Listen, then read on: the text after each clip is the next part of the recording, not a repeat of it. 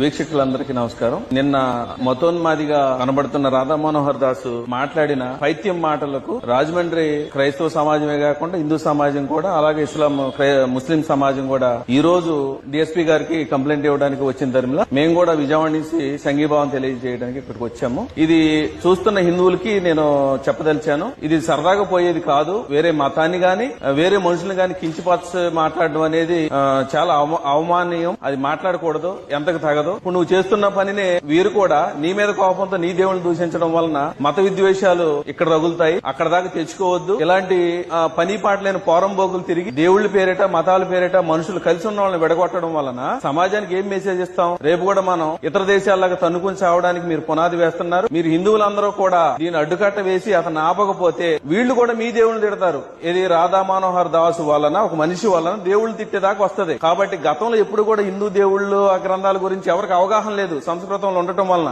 ఇవాళ మిగిలిన మతాల వాళ్ళు కూడా మీ గ్రంథాలను పరిశీలించి పరిశీలి చేసి మీ దేవుళ్ళు భాగవతం మీదని బయటికి తీసుకొచ్చి ఎండగట్టడం కారణం ఎవడంటే ఇది రాధా మనోహర్ దాసే.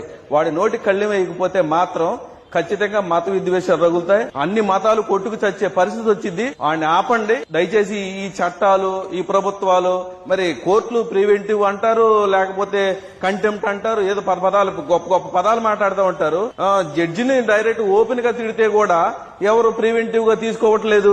మరి హిందువులు తిడితే మీకు చట్టం వర్తించదా? రాజ్యాంగం అలా చెప్పమని చెప్తుందా? మిగిలిన మతాల వాళ్ళని అనగదొక్కమంటుందా? అంటే మైనారిటీలను మాత్రం అనగదొక్కి మెజారిటీ ఉన్న వాళ్ళ మెప్పు కోసం వాళ్ళు మోచేతి నీళ్లు తాగుతుంటారా? ఈ వ్యవస్థలన్నీ వాళ్ళ కింద పనిచేస్తుంటాయా? మీరే ఆలోచించుకోండి. తిరగబడితే ఏముంటది సోదరా? ప్రాణాలే కదా. కాబట్టి ఆలోచించండి. రాధా మనోహర్ దాసు కనబడితే ఎవడో ఒకడు గాలికి దూలికి తిరిగేవాడు చంపుతాడు. అది క్రైస్తవ మతానికి మీరు ముడిపెడతారా? అలా కాదు. అలాంటి జరగక ముందు మనుషుల్లో ఇగో సాటిస్ఫై కాకపోతే మృగంగా మారతాడనేది మీకు తెలుసు, అన్ని సొసైటీలకు తెలుసు.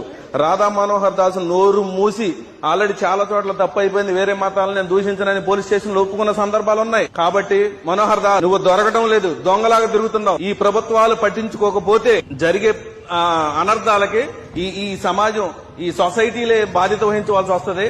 దయచేసి నువ్వు ఒంటరిగా తిరక్క, ఎవడో ఒకటి నిన్ను కొడి చంపేస్తాడు. అది క్రైస్తవుల మీద తోచే పరిస్థితి ఉంది. కాబట్టి నువ్వు కాపాడుకో. నువ్వు ఇంట్లో ఉండి బయటకు రాక, అంతేగాని నువ్వు తిండి తినడానికో, ఈజీ మనీ కోసం, లగ్జరీగా బతకడానికి, కార్ల కోసం తిరగడానికో, మతాల విద్వేషాలు రెచ్చగొట్టి నువ్వు బేవర్స్గా బతకడానికి అలవాటు పట్టినట్టున్నావు. ఇది మానుకుంటే నీకు మంచిదని ఈ వీడియో ముఖంగా నీకు హెచ్చరిస్తున్నాను.